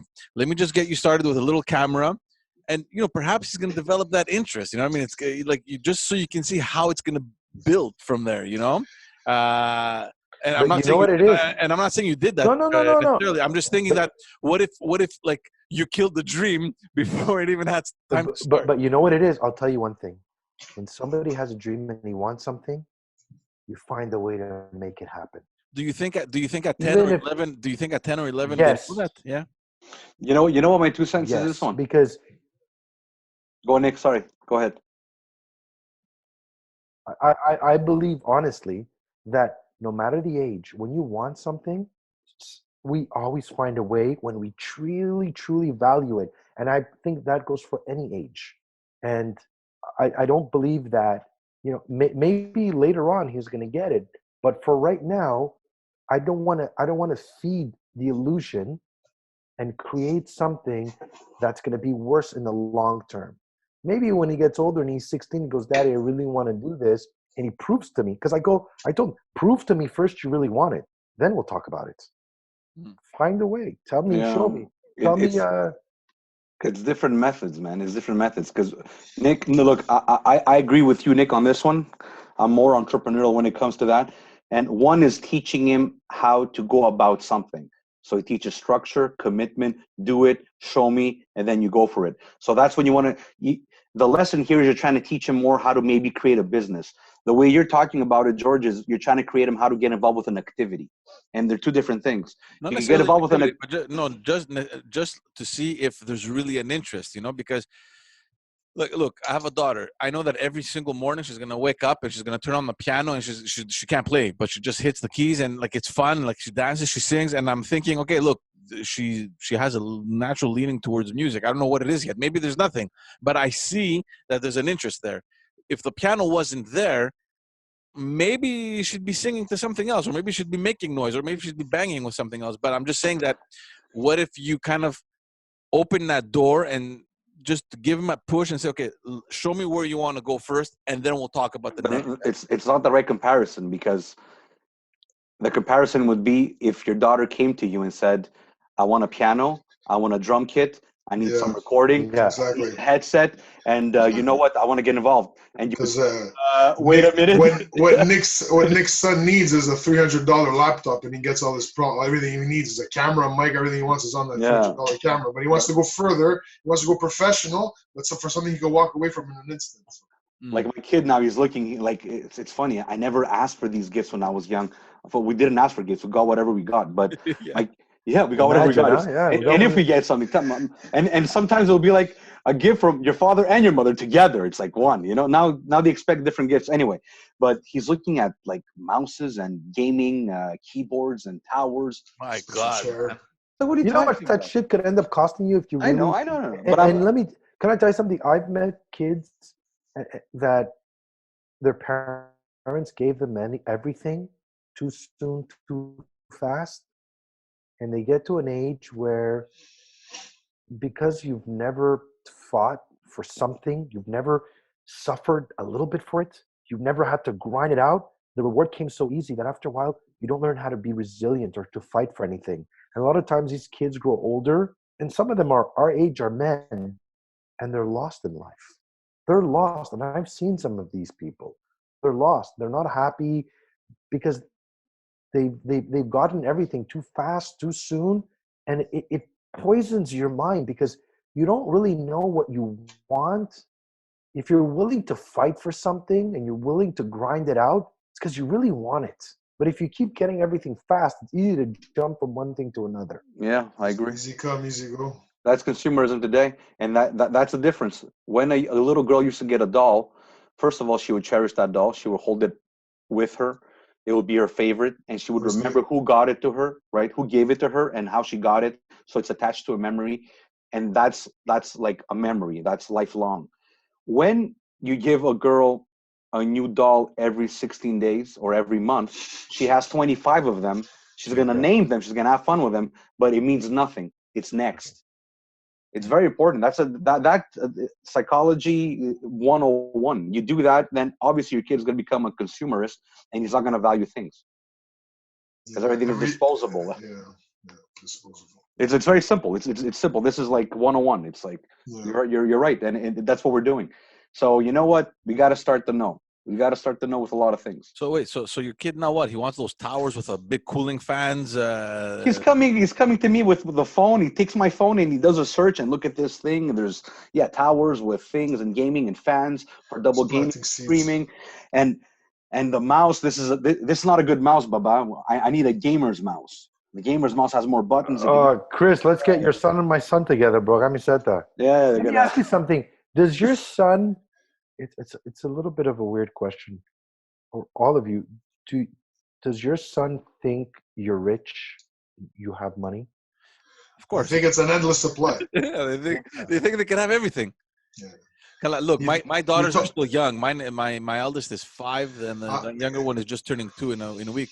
So I don't know if they have that understanding of how it works. Like you got to go work, you got to get money. You know what I mean? Maybe also because they're just used to getting everything. I don't know. Maybe I'm just a sucker, and I don't know how their mind works at that age. So I don't know. Yeah, maybe they do think that whatever I want, it's there. I don't really understand the notion of money yet. My son was joking about burning the house down, and I'm like, "Where are you gonna live if we burn this house? You're gonna buy another one." I'm like, "How am I gonna buy another one? And we have everything invested in here from your savings." I'm like, he don't get it. I think it's just an endless supply. That's it. Because the fridge is full, everything else is loaded. Yeah, us is different. I'm a little weirdo when it comes to this stuff.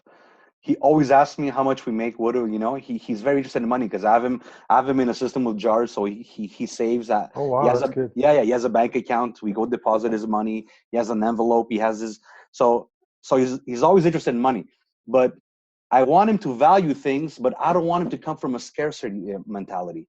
I want him to think that he could get things in abundance. So I want him to know that he can have everything he wants, and like $1 million is not a lot of money. You know what I mean? It's not. I don't make him think, oh, you minimum. There's no minimum wage in our mentality in this house. I don't think like that. Like if you want to make $1 million, yeah, you can. You absolutely can. This is what we got to do. How do you teach that, Chris? How do you teach that balance of look? Yes, you want $1 million is like it's reachable, but at the same time you have to control what you can have. I'll tell him material. Well, first of all, like his friends buy $200 cleats. I don't think we spend more than 50. Can I buy $200 purse? Yeah, I could afford that. Yeah. No, you're not going to get that. So the value comes when no, we're not buying that. It's too expensive. Can you find it cheaper? Yes. Why would you spend it there? First of all, I tell them every time you make $100, you can't spend $100. Most kids, every time they get $100, they want to add another 100 and go spend 200. My kid, when he gets $100 from Papu, or he earns it, or he made it because he sold chocolates or whatever he did, that $100, he can only spend 20. That means 80 goes in a jar. So he knows that out of the 100, you spend 20. But I don't want him to think that he can make. So I teach him that he has to, don't think what you're going to become. Are you going to become an accountant? No. Think who you're going to become. What kind of values? What kind of person do you want to be? What kind of transactions? Do you want to lead people? Do you want to public speak? Do you want to influence people? That's a conversation I'm having. I'm not asking, do you want to be a fireman? Do you want to be an engineer? Forget that. He doesn't know what that means. Yeah. What we do is we ask the wrong questions. Think about it. We always ask, what do you want to be when you're old? No, it's who do you want to be? So we're focusing on the person.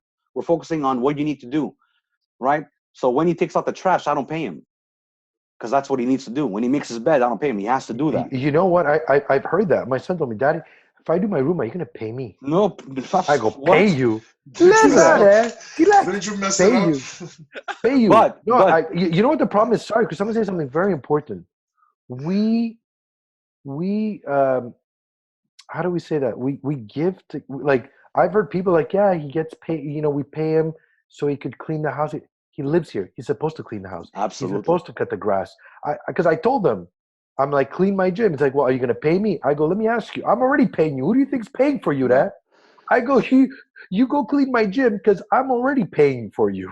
So Yeah. Chris, Whether he cleans the car, whether he does about that's whatever's in that That's standard. whatever is helping in this house where he lives is what you have to do. You just It's got to part- get that done. so But how does the revenue come, Chris? How do you pay him? So I'll compensate on the extra.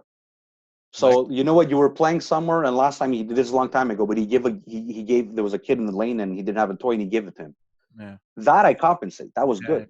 You saw something that you had in abundance and somebody didn't, and that you get paid for. If you go by yourself and you read a book, and I see you doing something, you'll get money. If I see you treating somebody the right way, you'll get paid for that. And obviously for like the grandparents and all that, I can't control that. Chris, I'm gonna be a little bit of a devil's advocate here because I Yeah. love you. But are you also teaching him that I'm getting paid to do something good when it's something he should do?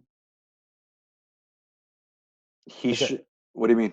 like I mean, Oh, you mean he shouldn't get paid for it? yeah.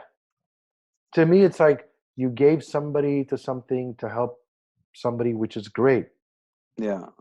Should you pay for him? Is he Well, gonna? look. What? Yeah. Good question. It's I don't pay him to teach him that somebody will pay for him, or he's Okay. gonna get paid for doing that. I pay him to show him that compensation comes from doing good things. yeah. You're like the tooth fairy. You know what I mean? I don't teach him that, give your toy and somebody's going to pay you for it. No. What I teach him is that Baba, the way he deals with you is if I see good actions that come from you, Yeah. from your initiative, Your you initiative, thought yeah. about it, you did the right thing. You know what? I pay you for that. Because But like you said, it's training. It's sad, but it's a form of training to absolutely. do some of this stuff. Like I do the same when I go downtown and I see a homeless person or whatever. I'll give the money to my son. I'll go, no, I'll go give him the money, Yeah. and I purposely make him do it. Mm-hmm. And I always say hello, be nice to him. You know what I mean? Give it to him and smile and say, have a nice day. That is what I try to teach him in those ways, that also to teach him the importance of giving, and Yeah. remind him. I tell him, you have no clue how lucky you are. Mm. We're all lucky. Just living here, we're lucky. We could be living in freaking some country where we're being bombed. As much as people are freaking out over this COVID, we live in one of the greatest, safest. Like, to me, I tell people, if you're born here, you already won the lottery. Because Yeah. you could have been born in one of these countries where fucking people don't eat, starving, war.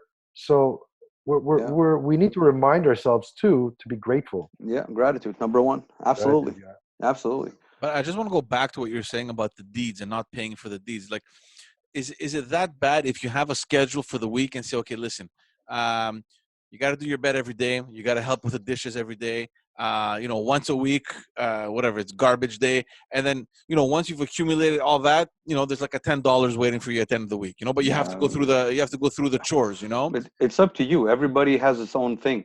For me, in my family, money is not taboo. I think I don't consider rich people greedy. I don't come from that mindset. No. I think money is great. I think people should learn how to love money and respect money. Obviously, you don't want to be greedy and you don't want to be somebody that's going to be destroyed by money, but money magnifies who you really are. If you're a good person with some money, you're going to become better. If you're a really rotten person with some money, you're going to do rotten things. But we respect money. I don't teach them that money is bad. I don't teach them rich people are bad. Value money. You know what? Treat it well, and it will do good things for you. Invest in money, and money will take care of you. It's interesting. So that's where we come from. So it's not taboo in my family. So no, I wouldn't give him money for doing chores. I would give him money for My son told me something interesting. He goes, Daddy, it's all about money, huh? You love money. I go, really? Why do you say that? Well, you work a lot. I go, why do you think I work a lot? You think I want to work on a Saturday? You think I want to work on a Sunday? No, I don't. It's part of what I need to do to survive and to give you I go, why do you think you go to Greece every summer? Yeah. How do you think you do the things you do? Unfortunately, I have to work and I have to sacrifice. And sometimes I have to be straight out. I go, because now I talk to him like an adult. I go, Noah, If you think I want to work as much as I do, I don't. If I could, I'd be working less. I'd work 60 hours a week or 50 hours a week, but definitely not 70 and be filming on a Sunday. But that's what I have to do. That's the sacrifice I make as a father. And when you're older, I hope you don't have to do the same thing I do. Maybe you'll do it less. Yeah. But Yeah. that's the responsibility I've taken, and that's what I have to do at this moment in my life. That's what it is. And again, that association with money is important. I'm with you, Chris, and man, you know, it's a Greek thing, and I'm going to say it.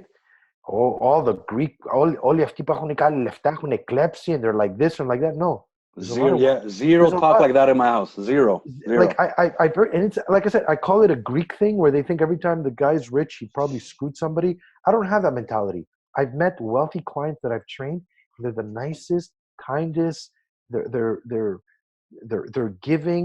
The idea that every rich person scammed and screwed somebody over is a bad mentality. And most of the time, I hear that from people who are unsuccessful, who are envious, who wish they had that money, who wish they could do that. In most cases, it's these type of people who talk about that shit. Well, yeah, obviously, it's the broke person that's going to say money's not important, because for him, money's not important because he never made it. Never had So, it. so it's respecting. Look, I talk to my kid like as if he's an adult. I know my wife. Yeah, me too. We disagree with that with my wife, but it's fine. But Well, you see, I sorry, tell him, Chris. yeah. Sorry, Chris. When I talk about certain differences between my ex-wife, like you said, I talk to him like a man. I straight up. I'm not going to be like, oh no, come over here. No, this is what it is. But this is the best information I can give you right now, and that's all it is. Like straight out. There's no like, sugarcoating it to like. Yeah, me too. Try And to make I it tell feel him better. I could be wrong, but this is it. And I tell him with the money, it's like money is something. It's one of the problems you're gonna have to solve really quick and really fast in your life, because money fuels choices. Money gives you other freedoms. You don't make money to make money. You make money for time. So you're either gonna spend all your life, give all your time to make a little bit of money, or you can start making money, investing that money for time. So that's how we talk. So he doesn't hate it. He likes it. He's interested about it. And that's why when he comes to me and he says, I want to do a YouTube channel. Okay, let's sit down. What do you want to do? I'll help you, but you're right. Come prepared. Like you said, come correct. Are you gonna have the same approach with your daughter? Like obviously the relationship between dad and son, it's different than dad and daughter, right? Where she's like your little sweetheart and you want to just, protect her and hug her all the time. Are you gonna have that same approach with her? Are you gonna be as real as you are with Absolutely, absolutely. See, I don't believe in. Well, look, she's 4, so I haven't started having these conversations with her. But no, I think the values are the same.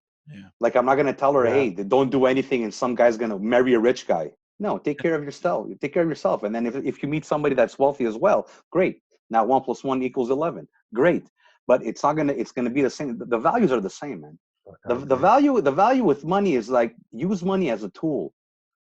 It's money is not bad. People have made it bad, but you know what? Everywhere you go, people ask you for it. Yeah. So I'm not going to sit there and demonize money. Money is important. You want to go to the park, you pay for parking. It costs you $5 to go to the park. Now, are we going to say it's not important? No, man. Solve that problem early on in your life. That's it. You want to make 10 million? You could. We live in a society where you could make it. You want to make $1 million? You could. Don't think what's the minimum wage. Yeah. I want my kid to work minimum wage at 16 so he doesn't at 40. And at the end, what I tell people, it's what are you willing to sacrifice to get it? What are you willing to sacrifice to get it? How much effort are you willing to put? And at the end, and this is what I want to teach my son, is really don't base your career on money. Base on something you love.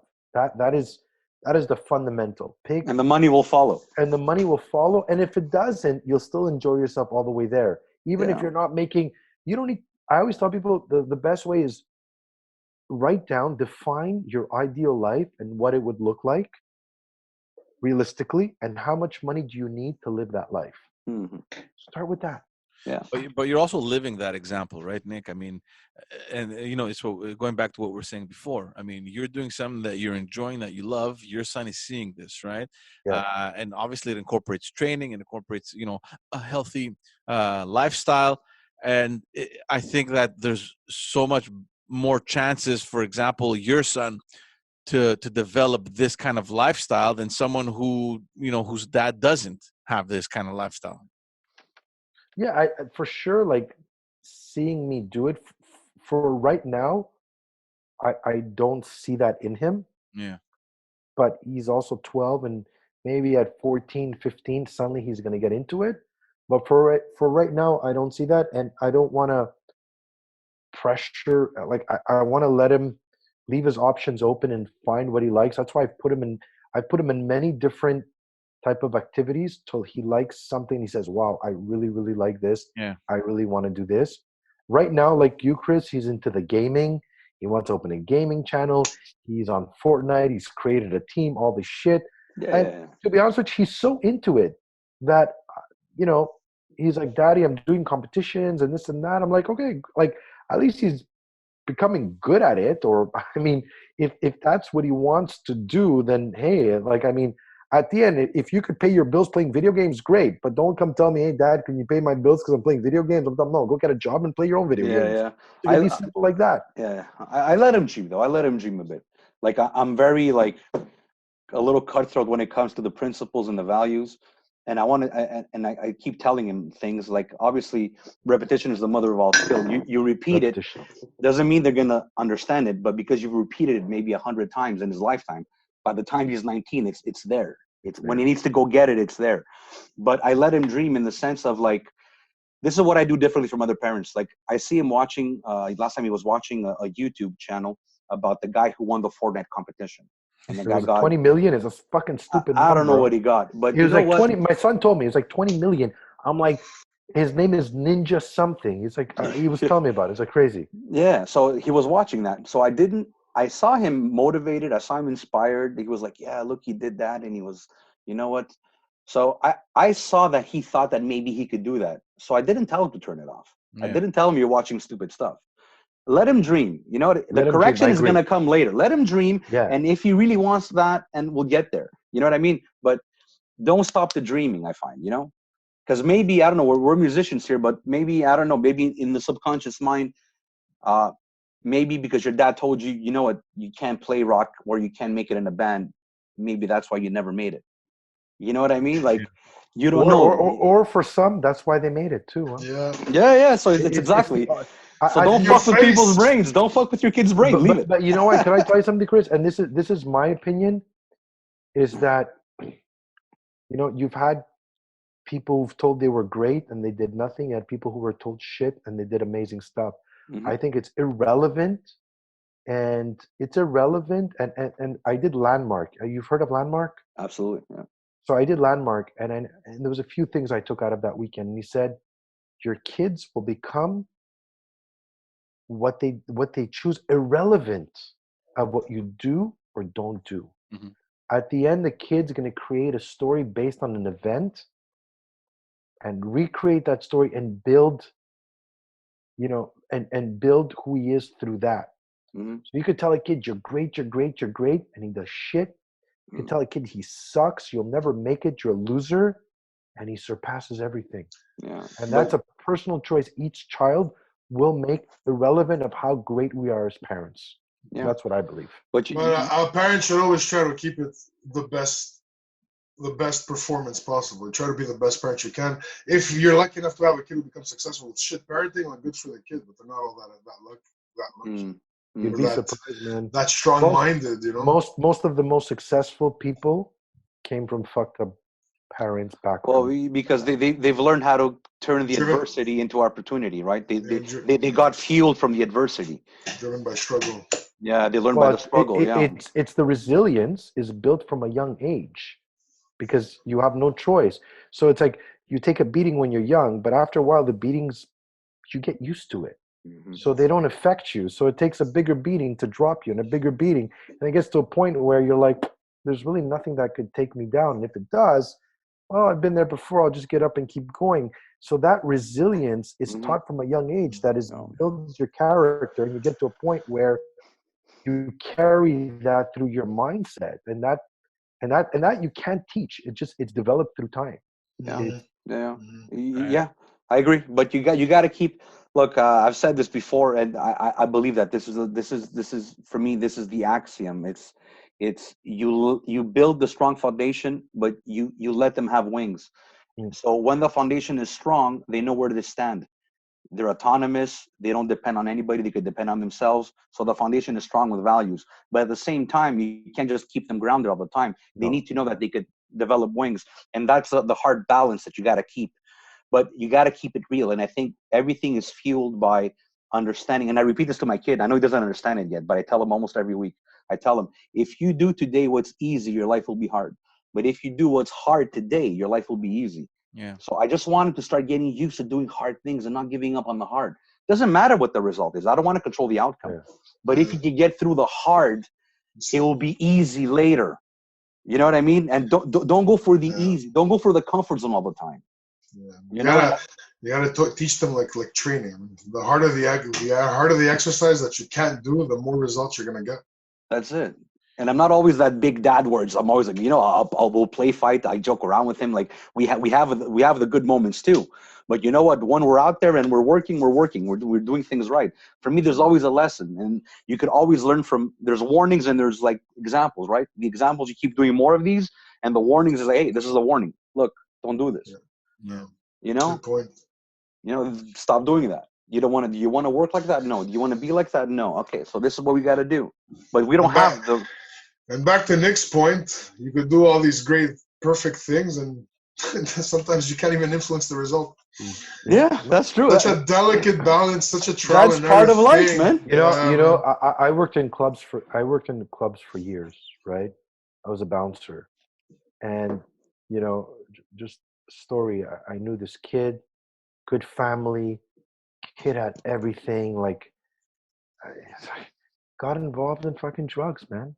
Got in drugs, became an addict, and there was no reason for this fucking kid to ever get involved in this when he had the good family, he had everything, and just one night he took a fucking line of blow in a bathroom. That was it. That was it. Yeah. That was it. And it's that fucking easy for any of our kids, Fail. Yeah. knock on wood, to Great go off point. track. So we could protect them all we want, but there's a certain amount that maybe because I was raised very differently, and I don't want to raise my son. There's no way I want to raise him the way I was raised. Mm-hmm. But I also don't want, I want to find a little bit, not even the middle, a little bit lower than the middle, where I could I'm not at 16, 17. If he tells me, Dad, I want to move out of the house, be like, yeah, man, go ahead.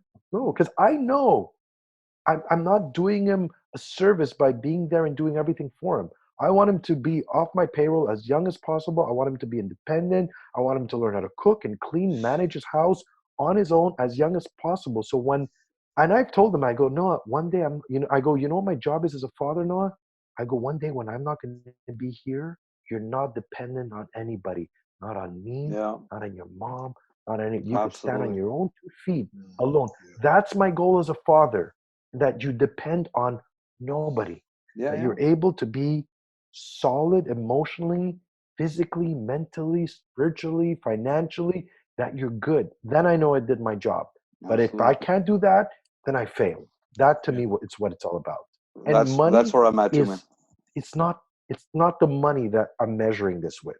Because if you're a millionaire, but you're on fucking antidepressants and you hate your life and you're in a shitty relationship and your life is shit, you're not going to be happy. Your fucking millions of dollars are not going to fucking, comfort you at the end of the day. It's not that, but it's you being good with yourself when Yeah. you're alone, looking in the mirror, being fulfilled, content, and happy. I think that's my goal as a father. The most We gotta teach them to treat their body like a temple.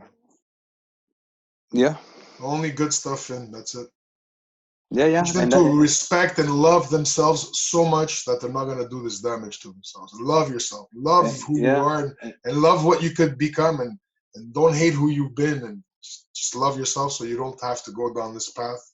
Don't try to avoid that depression that sadness too. And Yeah, strong mind, strong mind. And you know what? It's the temple is the mind as well. A lot of people tend to forget that. you know, You gotta keep the Yeah. garbage out of your mouth, but you gotta keep the garbage out of your mind. And it's Yeah. even more important because people Yeah. are toxic and they plant shit and they plant garbage and it goes in your mind. And then it doesn't go from one ear to the other. It goes in and it stays in and it multiplies. And then you go around carrying other people's garbage in your mind. It's Look, very important. the Very mind navigates the body without the proper mindset. Yeah, Look, yeah. people look at me as a fitness trainer. I'm not. I tell people I'm not a trainer. I'm a coach because I know if I don't work this, the rest is not going to happen. Yeah, Because if you train with me twice a week and you eat shit half the time, I'm not doing my job. Yeah. My job is to rewire this and help you first work on this. I do it subconsciously while I train clients.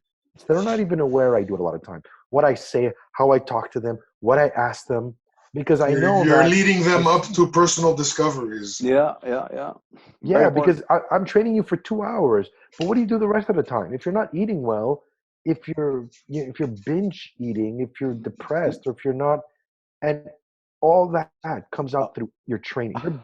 Your body brings all that shit out. I want to say something. I have a confession. What? Oh shit. Don't be disappointed, man. He But cheated on his diet. ever since we stopped training, I gained 20 pounds. Go back to the drawing board. Fuck, man. But Chris, I mean, And we're doing so well. We're doing so well. Hey, look. look. As soon as It's a little plateau. We hit a little bit of a slump. We're gonna get back. Do the fasting, with Chris. most people, I would worry. With most people, Chris, I would worry. With you, I don't, because I know your mindset that as soon as we get back, you're going to be back on track. All right. Good. Now, the key for you is to learn how to do it. Is for you to learn how to stay on track when I'm not there. Yeah. So that's your. But that you'll build with time. It Absolutely. doesn't happen overnight. Good. Awesome. You gotta go back to that discipline, Chris. Oh yeah, I know, man. And learn to embrace your suffering. I know. Yes. That's Feed your demon. because You gotta life feed is your demon. suffering all the time. Nick, we kept you on for a long time, dude. You've been very generous with your time. Just before we Guys, wrap I it love up, this. I love this. before we wrap it up, is there anything that you're working on right now, or is there anything that you're doing that you want to share, or is there anything that you're looking forward to? Sorry, man, you cut. I didn't hear anything. Okay, I said before we wrap it up, I was wondering if you had anything that you're working on right now or that you're looking forward to. Am I working on anything right now? I'm just mostly working on my online, on my membership side, training people online. I have this new project because I'm always working on new things. I'm building or working on creating an online gym. Okay. It says internet connection is unstable. We can hear you. We can see you. Yeah, Man. you're here. We get you. Are you there? We lost him. Right at the end. At least we still have his picture in the frame. Did you put Okay, he's wearing pants. He's wearing pants. Yeah, tell us about that plan, man. About your virtual gym, your online gym. Yeah, so I I'm always like thinking of I'm always thinking of what's going to be next. And last year I almost opened the gym, which funny thing, Chris, if we would have went through it, we'd be opening in May. Yeah, we'd be closing in May. We almost opened the gym together, and I was waiting to lose weight. So yeah, so it would be a bad time to start a gym now. So it would have been with a fat owner. Imagine we would have opened it and closed it. Yeah. Seriously, man. And then with everything that's going on, I had this idea to open a virtual gym. So basically, like people pay for online courses and boot camps, but actually at a much bigger scale, where I can have people all around the world doing my type of training, which would combine like self-defense, boxing, kickboxing, as well as strength training, having access to like 15, 20 classes a week. And people would sign up and be able to have those classes. So but I'm trying to think of something even a little bit more creative to put together with this. So I'm Can actually I interrupt for a second? yeah.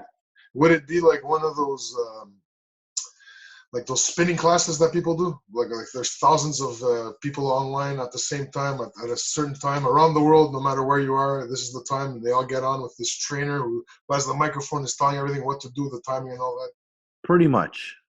Yeah, that's cool. That's a little bit what I want to be doing, but I have a couple of ideas, and you know, I'm getting together with a programmer to see what could be done, because I always think we got to think outside the box and be able to do something different than you. And I always try to, as much as possible, I always try to think of where we're going to be in 5 years, and try to create something that hasn't been done before. I like that challenge of being able to put something together. So that's really what that's the next thing I'm going to be working on, because I do think that this is going to be going on a lot longer than we think, and it might go away and then come back. So if it happens again, I want to be fully prepared for whatever happens. Awesome. Just for the record, where do people find you if they need anything? Best place, my website, nickdrossos.com. If they go to Instagram, Nick Drossos Coaching, and Facebook, Nick Drossos. Awesome, man. Dude, thanks a lot for taking the time. It was a pleasure. It's too bad we couldn't do it in person, but eventually, we're gonna lift the quarantine here at my house too. At some point. We can't be doing this all the time, Yeah. But until the next time, dude, thanks a lot, man. I appreciate it. Guys, thank you so much for having me on. It was a blast, man. It was a lot of fun. Thanks, Nick. All right, Ciao, guys. man. Bye-bye. Keep Later, it boys. up. Bye. Bye.